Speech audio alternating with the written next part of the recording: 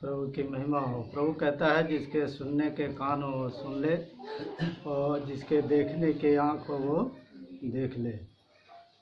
तो कहते हैं कि प्रभु वचन सदा चली आई, प्राण जाए पर वचन न जाए।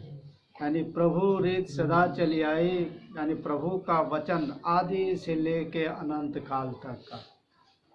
हम जब पढ़ते हैं भविष्य पुराण में भी तो दिया है कि प्रभु यीशु ही उद्धार करता है, उसके सिवा कोई दूसरा नहीं है। शिव पुराण में भी लिखा है, गीता में भी लिखा है कि प्रभु जो प्रभु है वही करेगा जो वचन सदा से चलती आई है, आदि से अनंत काल तक ना। और वेदांत में भी देखते हैं, वेदांत में लिखा है कि कौन है आदि में वचन सुनाया लोगों को, वो मेरा ही वचन है। तो वही कहते हैं कि प्रभु वचन सदा चली आई, प्राण जाए पर वचन न जाए। तो प्रभु कहते हैं, लोग बहुत से कहते हैं कि प्रभु यीशु मसीह ये पुस्तकों को ख़त्म करने के लिए आए और दूसरा राज्य स्थापित करने के लिए आए। जो नहीं जानते हैं तो कहते हैं कि ये धर्म बनाने के लिए आए, ये धर्म बदलने के लिए आए, लेकिन नहीं, प्रभु मन बदलने के लिए आए। जो वचन बहुत से भविष्यवक्ताओं को इस पृथ्वी पे भेजे कि जाएं इस वचन को लोगों को दें, सबका अधिकार है, सबको बराबर मिले, लेकिन नहीं दिए। आए कहीं पहाड़ों के कंदरों में घुस गए, कहीं जंगलों में भाग गए, तो कहीं पहाड़ों पे चढ़ गए, लेकिन परमेश्वर का जो प्रभु का वचन था, ज्ञान था, वो आपके और हमारे प्रति, लोगों के प्रति नहीं पहुंचा।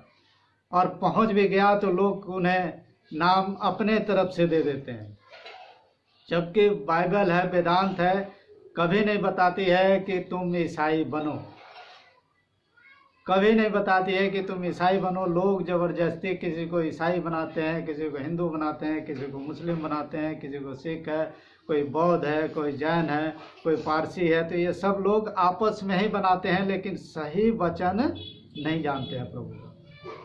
तो प्रभु कहे कि जो भविष्यवक्ताओं की पुस्तकों में लिखा है, जो भविष्यवाणी करते हैं, मैं उन्हें ख़त्म करने के लिए नहीं आया, मैं तो उसे पूरा करने के लिए आया हूँ।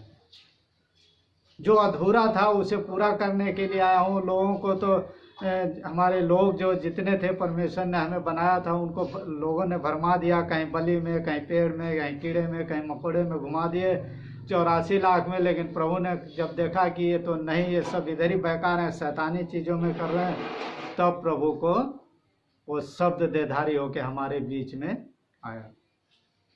तो प्रभु कहते हैं कि एक मात्रा, एक बिंदु भी बिना पूरा हुए जो मैंने कहा है पूरा होगा, जब तक अंत नहीं होगा। जाति पे जाति, राज्य पे राज्य लोग चढ़ाई करेंगे, लोग अपनी जातियां बना रखे हैं इन चीज़ों पे ना।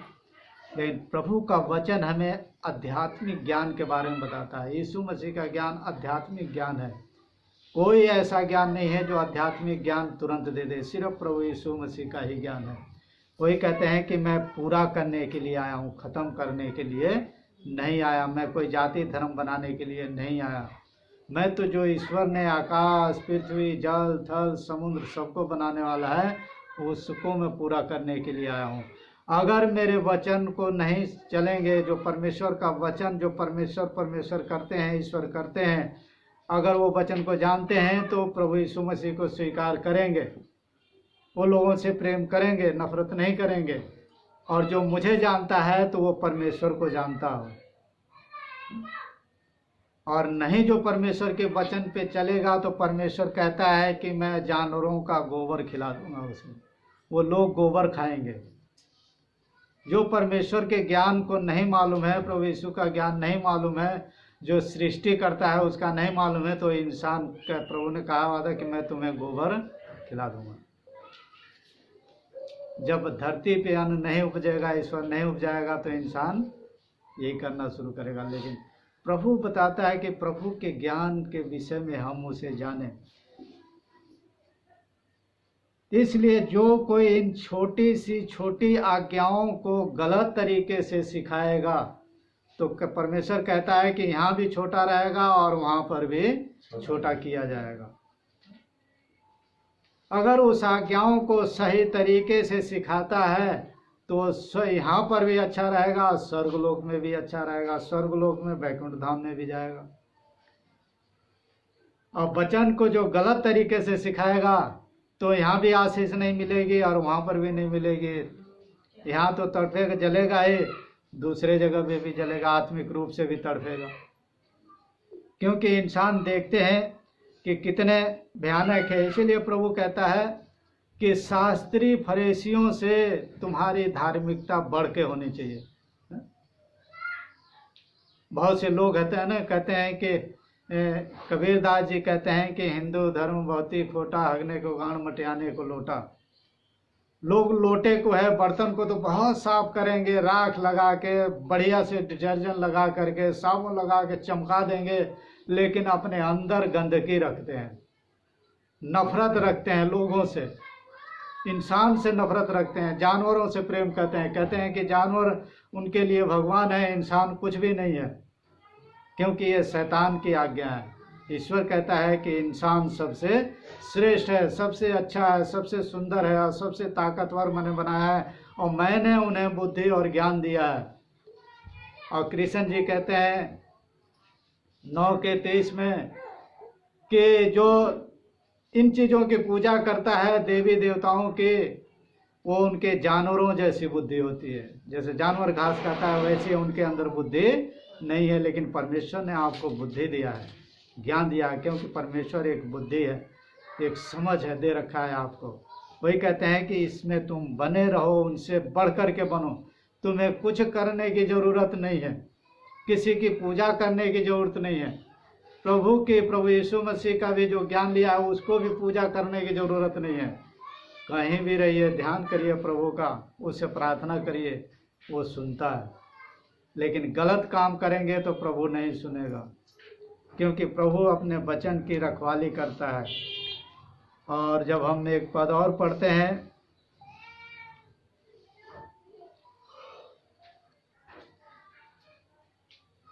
रोमियो 10 अध्याय और उसका 4 पद में, क्योंकि हर एक विश्वास करने वाले के लिए धार्मिकता के निमित्त मसीह व्यवस्था का अंत है।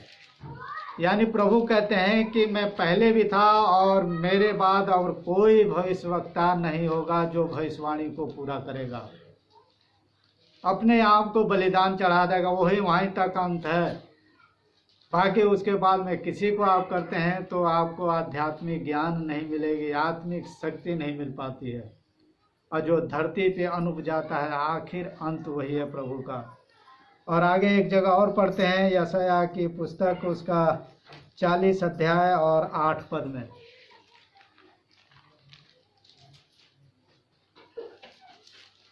घास तो सूख जाती है और फूल मुरझा जाता है, परंतु हमारे परमेश्वर का वचन सदा अटल रहेगा। कहते हैं कि प्रभु वचन सदा चली आई, प्राण जाए पर वचन न जाए। परमेश्वर का वचन अटल है, परमेश्वर ने जो कह दिया वो पूरा करता है। जैसे आप देखते हैं कि घास बीज आदमी बो दिया तो वो जम जाता है। अगर आदमी किसी से पूछे, कोई जिसकी शादी ना हो, कहें कि आपके बच्चों की क्या हाल है, तो व्यक्ति क्या करेगा, बड़ा दुखी हो जाएगा कि अरे मेरी तो अभी शादी नहीं हुई तो बच्चे कहाँ से हुए। लेकिन नहीं, उसके अंदर है। जैसे बीज है, धरती के अंदर आप बो देते हैं वो निकल जाता है, वैसे आपके अंदर आपके बच्चे हैं, आपको मालूम नहीं है। वैसे परमेश्वर ने आपको ज्ञान दिया, बुद्धि दिया, लेकिन परमेश्वर की समझ ज्ञान हमारे पास में नहीं है। जो संसारिक रूप में देखते हैं, कहते हैं कि हाँ ये चीज करो, लड़ाई करो, मार काट करो, है? क्योंकि धर्म परमेश्वर के पास में नहीं ले जाएगा। जो परमेश्वर का ज्ञान रखेगा, जिसने आकाश, पृथ्वी, जल, थल, समुद्र सब कुछ बनाया है, वही जीवन देता है। और उसी ने कहा है कि तुम्हें इसलिए मैंने भेजा है, चेला बनाया है कि जाओ दूसरों को, तुम्हें जीवन मिला है दूसरों को भी जीवन दो। दूसरे तो लोग कहते हैं कि जियो और जीने दो, जैसे वो कर रहे हैं करने दो, लेकिन प्रभु कहता है कि जो सच्चाई है उन्हें बताओ, स्वीकार करेगा तो अच्छा रहेगा, नहीं करेगा तो अच्छा उसके लिए। आपका फर्ज बनता है कि वो व्यक्ति गलत रास्ते में जा रहा तो उसे हम बताएं कि ये गलत रास्ता है, तो इस रास्ते से मत जा। यही सच्चाई है। तो परमेश्वर है कहता है कि शास्त्री और फरीसियों की धार्मिकता से तुम्हारी धार्मिकता बढ़ कर के होनी चाहिए। सवेरे जब हम उठते हैं तो बड़े नहाएंगे धोएंगे, क्रीम पाउडर लगाएंगे, धूप बत्ती अगरबत्ती मोमबत्ती जो भी है लोग जलाते हैं, जला करके भगवान को खुश करते हैं।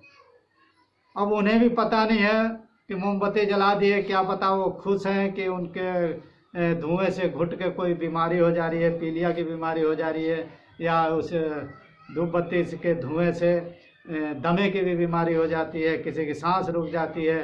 पता तो है नहीं, हम बीमारी और बढ़ा लेते हैं। लेकिन कहते हैं कि जहाँ हरियाली हो, जहाँ धुआं ना हो, वो घर भी अच्छा रहता है और मन भी बड़ा अच्छा रहता है ना।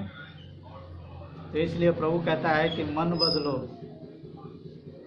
धर्म किसी ने, इंसान ने बनाया है, ईश्वर ने नहीं बनाया। ईश्वर तो सिर्फ आपकी भाषा है, बोली है, आवाज़ को बना रखा है।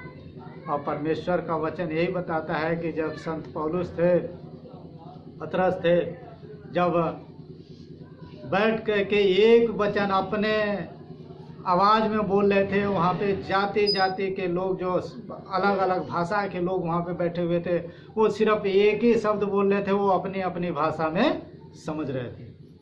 ये है परमेश्वर की पवित्र आत्मा जब उतरती है तो आप क्या बोल रहे हैं, दूसरा अपने आप जो समझने वाला हो, कोई सी भाषा जानता हो, चाहे अंग्रेजी हो, इंग्लिश है, उर्दू हो, फारसी हो, कोई सा भी जानता हो, वो समझ लेगा कि हाँ ये क्या चीज़ बोल रहे हैं। तो कहने लगे कि ये तो हमारे लिए कह रहे हैं। तो प्रभु कहता है अपने पापों से मन फिराओ, गलत कामों से मन फिराओ और लौट आओ, ताकि तुम्हारे घर के अंदर, मन के अंदर सुख शांति के दिन बने रहें। मन फिराओ गलत चीज़ों से और लौट जाओ, इन गलत चीज़ों को छोड़ दो। चोरी करना छोड़ दो, हत्या करना छोड़ दो, लड़ाई करना छोड़ दो, चुगली करना छोड़ दो, एक दूसरे की लड़ाई झगड़े कराना ये बंद कर दो, तभी तुम्हारे घर में, प्रभु ने कहा कि जैसा तू चाहता है वैसे तेरे लिए हो जाएगा। प्रभु ने कहा कि तू सारी शक्ति से, सारी बुद्धि से, सारी ताकत से क्या कर, परमेश्वर से प्रेम रख और अपने समान अपने पड़ोसी से प्रेम रख। तो आप जैसे चाहते हैं कि आपका पड़ोसी है वैसे ही आप प्रेम करें।